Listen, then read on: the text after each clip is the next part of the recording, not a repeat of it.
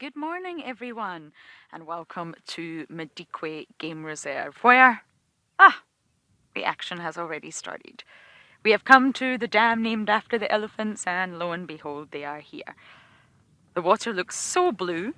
It is just an illusion, though, I must say, and the sky is blue, the sun is shining, it is just perfect.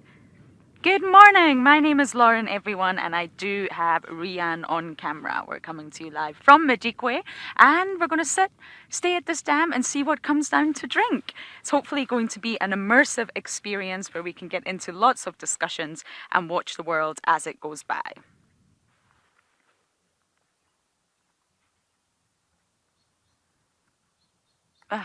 Amazing.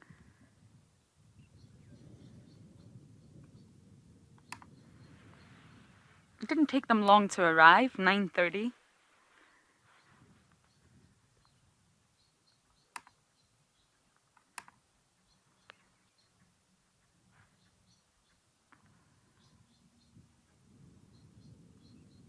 It's obviously thirsty work being an elephant. Because of the high numbers of elephants at Madikwe, you often hear, oh, elephants have done so much damage. Oh, the reserve would look different. Oh, there are too many elephants. Possibly. But I think it's also important to remember that when it comes to landscape, choice of what the landscape should look like from a human perspective is often very strongly related to historical perspectives and what humans perceive to be aesthetic. Humans as a whole love aesthetically beautiful things, some more so than others, but we really are quite visual and we like visually beautiful things. We're attracted to them. And we might think that a garden that's perfectly manicured and every little bush is trimmed and there are no weeds and the grass is short, we might think that's beautiful. I personally don't, but generally maybe people do.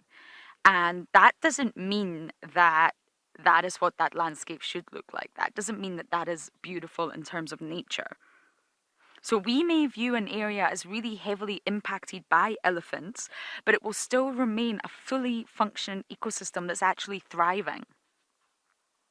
They're creators, not destroyers. So maybe the elephant's place in this ecosystem, by pushing over trees and knocking over trees and having that effect on the vegetation, actually helps the ecosystem thrive even more.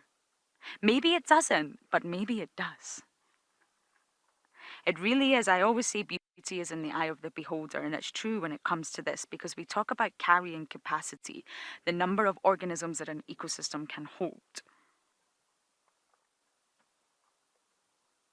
But then there's the aesthetic carrying capacity, where a lot of reserves will say, okay, this is enough elephants. If we have any more, they're going to do damage and the reserve's not going to look too good. That's not the real carrying capacity. That's the aesthetic carrying capacity. We just want a small herd of elephants, but we don't want any more because the reserve will look terrible. So the aesthetic carrying capacity is obviously far lower than the actual carrying capacity, and it involves fewer elephants. So you get the ecological carrying capacity than the aesthetic one. But it really is in the eye of the beholder. A lot of people think this is what the land should look like. But is it? You're talking from your perspective, what you think the land should look like. Maybe the land looks like exactly what it should look like. Maybe the elephants are supposed to do this. It's still a fully functioning, thriving ecosystem.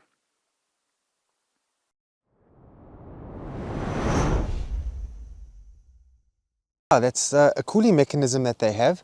Well, there's actually two main purposes for that dewlap with eland. So the one is it's a cooling mechanism, lots of blood vessels on the surface of the dewlap, and so when the animal runs, you'll actually see the dewlap bounces. It bounces around very violently, and this cools down the blood vessels, and therefore as the blood travels through there before it hits the brain, that helps to keep the brain adequately cooled.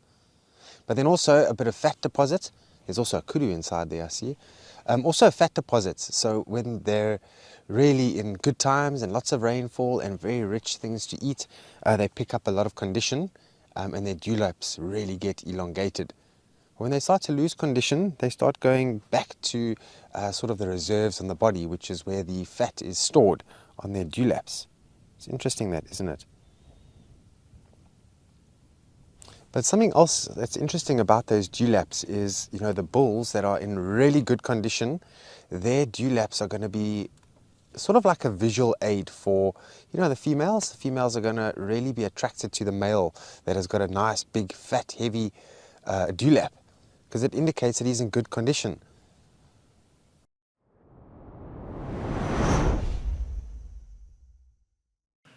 So it's the time of the wildebeest now to come down for a drink. Quite a few zebra as well, but mostly these quite a big group of blue wildebeest. But they still like to band together. And you can see how the different species also stick together. But I think they do feel better with the greater numbers, regardless of species. As long as there's lots of springbok, zebra, and whatever else, it does lessen the odds of you getting eaten.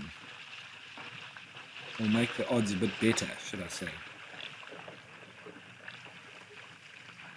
And it's a very proficient pride of lions that are here. I've watched them hunting many times, a couple of times actually using my vehicle as cover to hunt zebra on the main road from the southern entrance to Okaukuejo, between Umbika waterhole and this waterhole.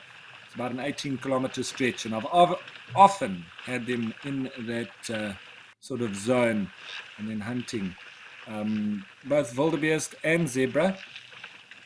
But the nicest one that I had was when they actually took down a zebra right next to the road and they used our vehicle as cover.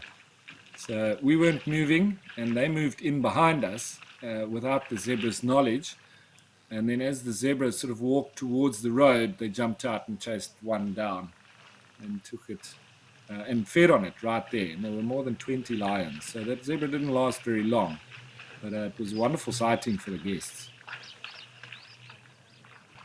So folks, what is next? Well, there is the sunset safari coming up later on this afternoon. And then of course tomorrow we get to do it all over again. So what does the bush hold in store for us?